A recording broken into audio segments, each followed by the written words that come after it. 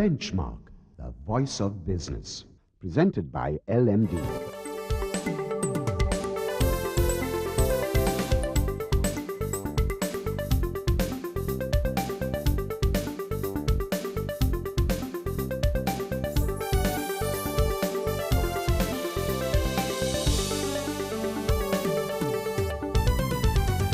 On this edition of Benchmark, Dr. Harsha de Silva, Deputy Minister of Policy Development and Economic Affairs, is in the hot seat today as we discuss the interim government. Then, Hasta Premaratna, LMD columnist and market analyst, assesses market sentiment. And Kiran TNS Sri Lanka's country manager wraps up the show with his take on TNS's latest nationwide survey. That's the lineup for Benchmark. Hello and welcome to Benchmark. I'm Savitri Rodrigo. Dr. Harsha de Silva, Deputy Minister for Policy Development and Economic Affairs, is in the hot seat today to discuss a range of subjects: the economy, the mini budget, the interim government's anti-corruption drive, and more. Dr. de Silva, thank you very much for joining us on Benchmark today. How do you view the Sri Lankan economy at this time? Well, the Sri Lankan economy has and will continue to grow at a fairly decent pace in spite of the governments it inherits because it is a resilient private sector, and you throw a seed, it'll grow, and generally we've seen 6% plus growth continuously. So what you need a government to do is to increase it, or if you have the wrong policies, to somehow force it down. So we're generally okay as we have been. Are you confident that the economy will maintain the rate of growth in excess of 7% as was envisaged in the year ahead? Well, this whole 7.5% growth is a question mark in my mind, because most people may recall there was an instance of serious allegation of doctoring the figures, and director of the Census Bureau actually was fired, who has subsequently complained to the Bribery Commission, and now he's in court. I am skeptical about the 7.5% figure. I think it is lower than that, but we will soon find out by how much. But that is really not the figure one must look at. What one must look at is the growth in the real household income. That means, is a household better off today than it was a year ago? And do we have policies in place to make sure that it will be better off in a year's time? So to me, development is not just the top line number of 7.5% of GDP growth. To me, it is the 0.5 number, which is the income growth of the household on an annual basis for the last 6 years. So what we see is a huge discrepancy of 7.5% where the country is supposedly growing at, but we know for a fact that the real incomes of households have only been growing at 0.5% per annum. So what major areas need to be looked into if the economy is to get out of the sad state that the finance minister recently alluded to? We have to recalibrate our economy. We have to create efficiencies in our economy. We got to improve productivity in our economy. We got to get the intervention of the state and the military in every aspect of the economy out. We have to create a playing field that is fair and level to all players in the economy. What has happened is some people have concentrated the power of the economy, and they seem to be getting a much more privileged position in the state of affairs than the rest of the business community, the entrepreneurs, the private sector as you would call it, is not just the big companies. It's the man who runs a small tea boutique, the man who has a hopper stand, the man who runs a demo batta. That's private sector, you know. So we have to give opportunities to the private sector to thrive. Now, when I inherited this ministry, I inherited 16,000 jobs which had actually no real purpose. The Ministry of Economic Development had created these jobs just so that they can start paying people.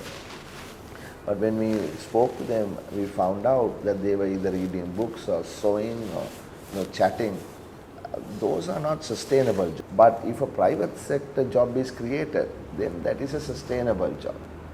That is where we want to create jobs, not just by circular, but by actual value added in the economy. So we are looking at policies that will help the private sector create sustainable and well-paying jobs.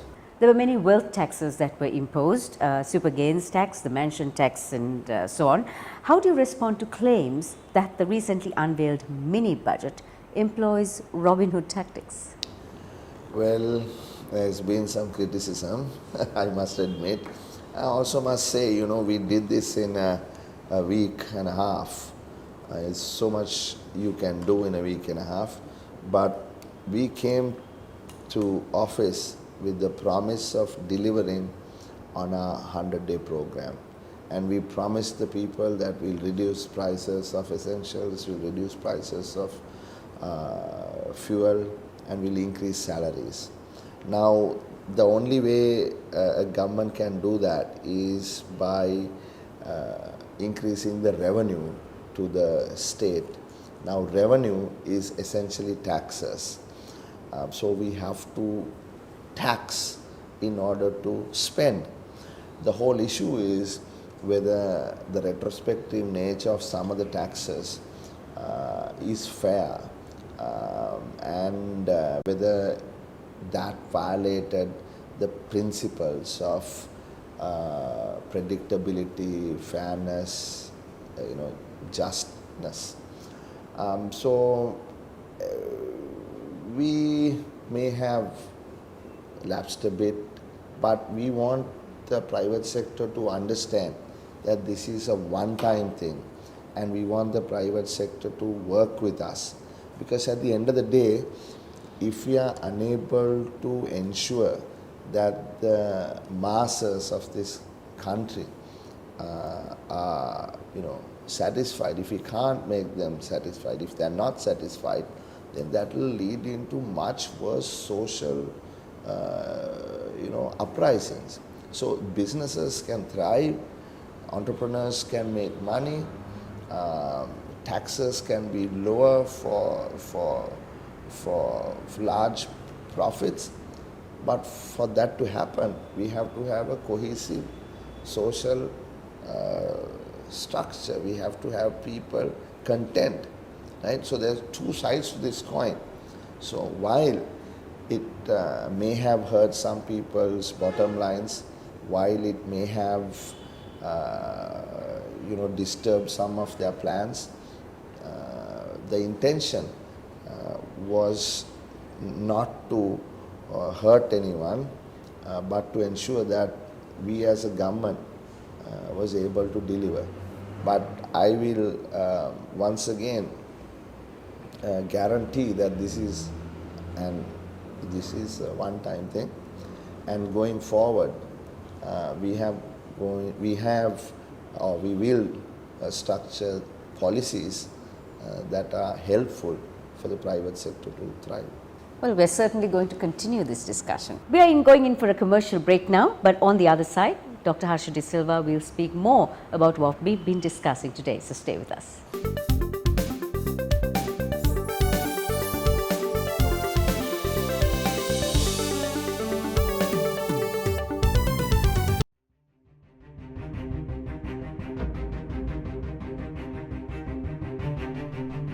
When we entered the industry in 1995, a new star was born as a fully owned subsidiary of People's Bank.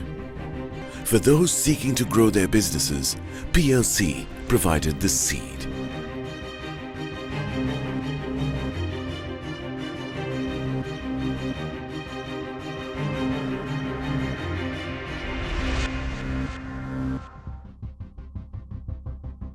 We are not only Sri Lanka's #1 leasing company, but also the largest non-banking financial institution. Welcome to a new dawn for the nation. Introducing People's Leasing and Finance, PLC.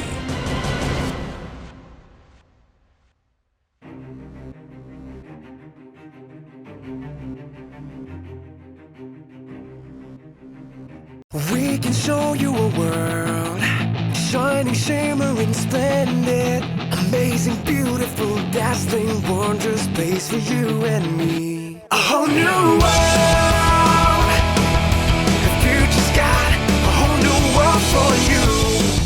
The most advanced technology now on multiple smart devices for total convenience. Welcome to H&B New World Banking.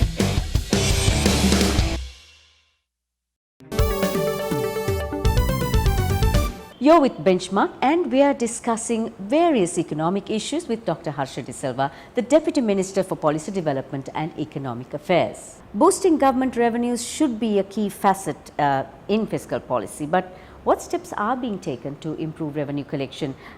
Revenue administration for sure is an important part of containing the fiscal deficit without, of course, compromising spending priorities.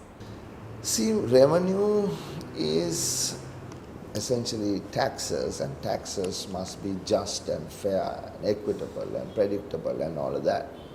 Now, what is happening in this country is taxes as a percentage of GDP, when you compare with similar countries, is very, very low, probably one of the lowest in this part of the world, at almost just 12% of GDP, when it ought to be about 19-20% of GDP. In fact, 20 years ago, that is what it was. So why are we not collecting taxes? You know, are we paying our taxes? Are we collecting fees in cash and not reporting that to the inland revenue? Are we doing that?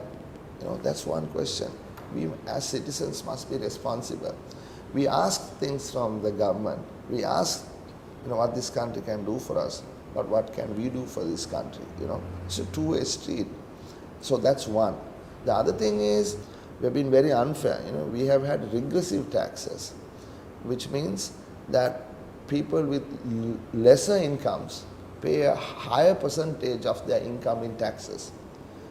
Meaning, when you tax food, poor people spend more money on food. In fact, the poorest 10% of Sri Lanka spends 150% of their monthly income in just food, right? I mean, there are people who go in, you know, nice posh cars and call up some doctor at the general hospital and get their CT scan done for free. You know, that happens. Is that right? It's not right. You know, so that feeling that I as a citizen has a responsibility towards my country, somehow I feel, you know, sometimes it's not there. We have become very selfish as a people. So that has to change, and those attitudes need to change. Not just in the higher echelons of power, but also among the general public and businesses, to speak. While bringing culprits to book is important, what other steps are being taken to actually curb corruption? See, like I had said before, and people were critical of that statement, there are blue rogues, there are green rogues, there are yellow rogues, and there are red rogues. I cannot guarantee that in my party, ministers will not rob. How can I do that? How do you stop that? Two things we need to do. One is we have to have information out there that people will have. Right? That is fundamental. Now, somebody tars a road, right? The person living down that road must know how much it cost, how many people tendered, what was the quality that they promised to deliver. Did they deliver that promise, right? Now, if we have what is called right to information for the citizen can get that information so that the people will be empowered. You can talk about it on TV, somebody can talk about it over the radio, people can publish it in the newspapers. Social media is huge, which means that the incentive to rob becomes lesser and lesser. On the other hand, we have to have a mechanism where justice will prevail. So anybody found cheating, right, will have to be brought before the law, and the law must deal with the violators, in this case the green, red, blue and yellow rogues. In October 2013, in an interview, you claimed that the importance that Sri Lanka places on exports has actually fallen. In fact, it is now just 15% of GDP. What measures need to be introduced, do you think, to improve the competitiveness of Sri Lanka's export sector? I think it's an attitude, first of all, right? Is that we are not going to be planting green chili plants or tomato plants so that we can pluck them and have for lunch. That's nonsense. That is not the model, right, which was the kind of thinking of the previous regime. Our thinking must be, we are going to be a player in the world, in the global marketplace. And if you are to be a player, a significant player, then we have to produce good quality, expensive also goods and services. Look at some of our companies. Look at Brandix, look at MS, look at Dilma, look at Damro, you look at the new MS brand Amante, right? You look at the new MS brand Amante, all these people are playing at the highest international level. So it is possible, right? But we need the right attitude, we need the right policy framework, we need the right incentive structure, we need the right people in government to understand. And also what is something very important is we got to align our foreign policy with our trade and economic policy. You can't dichotomize foreign policy with the trade and economic policy, right? We can't say the Europeans and the Americans are trying to, finish us off. They're a bunch of conspirators, right? And we will only work with China and somebody else. That won't work. That can't work because our exports go to Europe and the United States. So we must be broad-minded. We must be a regular player in this game, right? We can't be special. We're not special. We're just another country like any other country, right? We are people like any other people, right? So we have to compete and win. So if we have the right attitude, have the right policies, we are a brilliant bunch of people in this country. We can do anything. So as a final question, what is your overall vision for the Sri Lankan economy? The overall vision for Sri Lankan economy is a highly competitive social market economy where we produce goods and services of high quality. We can compete with the West and the East alike. And in that economy, people will have social, political and economic justice. That is my vision for this country, where no matter whether you're a household in Ratnapura or in Timirigasyaya, you feel good about being Sri Lankans and having a sense of pride and at the end of the day economically powerful and wealthy. Thank you very much. It's been great talking to you, Dr. Harsha. We've had Dr. Harsha de Silva in the hot seat today, the Deputy Minister of Policy Development and Economic Affairs. And on the other side, we have Anushan Selvaraja with more.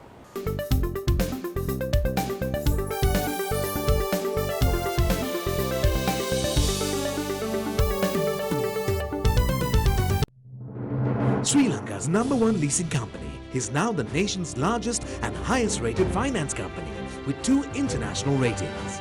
Let us move the nation as one with People's Leasing and Finance PLC.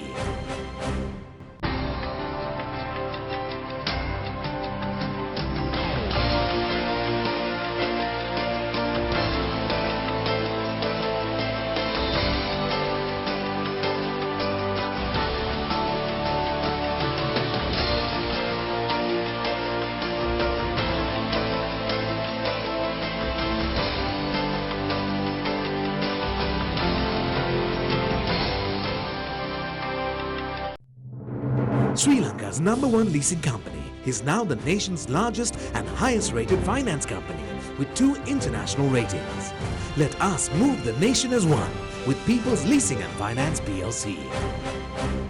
We can show you a world, shining, shimmering, splendid, amazing, beautiful, dazzling, wondrous place for you and me. A whole new world, the future's got a whole new world for you. The most advanced technology now on multiple smart devices for total convenience. Welcome to H&B New World Banking.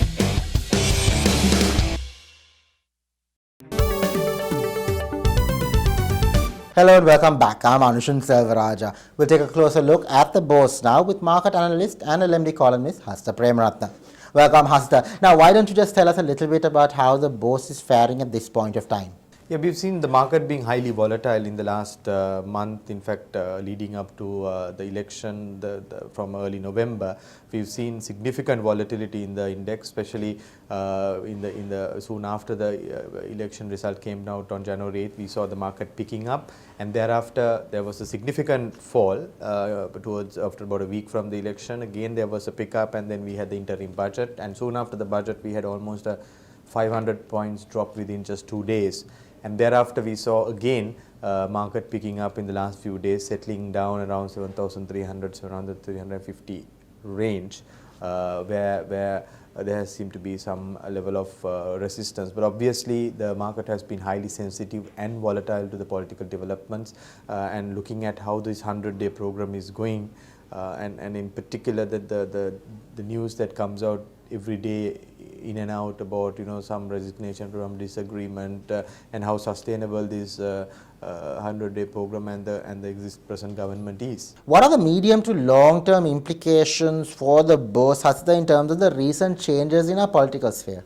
Yeah, I think the biggest challenge is that we have a government which is represented only 47 seats in the parliament, and majority of the people are in the opposition. So naturally it creates an environment where how stable this government is. So that's why I strongly believe that sooner we have a general election better it is, because if you're going to run this way for 2 years, it's going to be too much of uncertainty to live with, especially from investment point of view. So during this period, investors may take, particularly from a market point of view, they may take a sort of a more wait and see approach and not to go into big investments. But then having said that, if you really look at what is ahead, I think the election either in April, May or June, which is probably due to come in during those months, should come out with a result which definitely will change the composition of the parliament where it is today.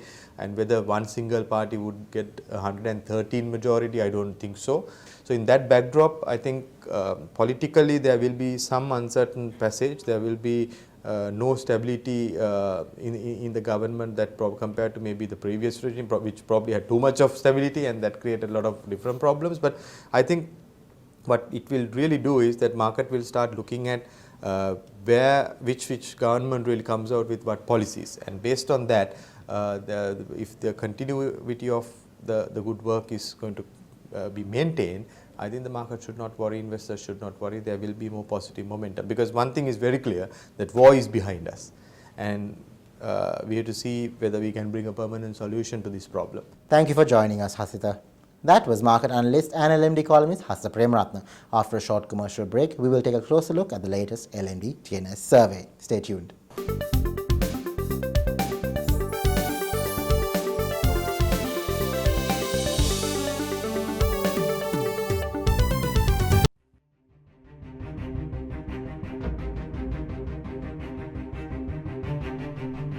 When we entered the industry in 1995, a new star was born as a fully owned subsidiary of People's Bank.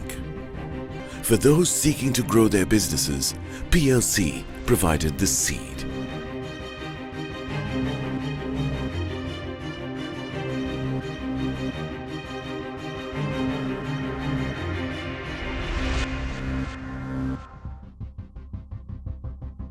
We are not only Sri Lanka's #1 leasing company, but also the largest non-banking financial institution. Welcome to a new dawn for the nation. Introducing People's Leasing and Finance, PLC.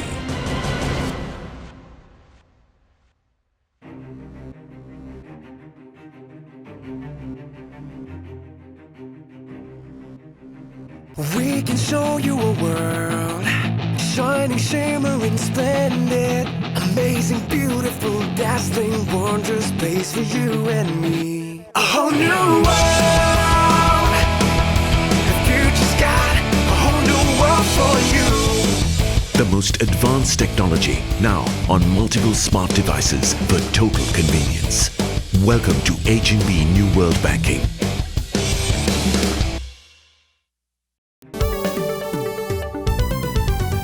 Welcome back. I'm Anushan Selvaraja. We'll take a close look now at the latest LMD TNS survey with the country manager of TNS Lanka, Kiran Echan. So, Kiran, could you just give us a brief overview of the latest poll?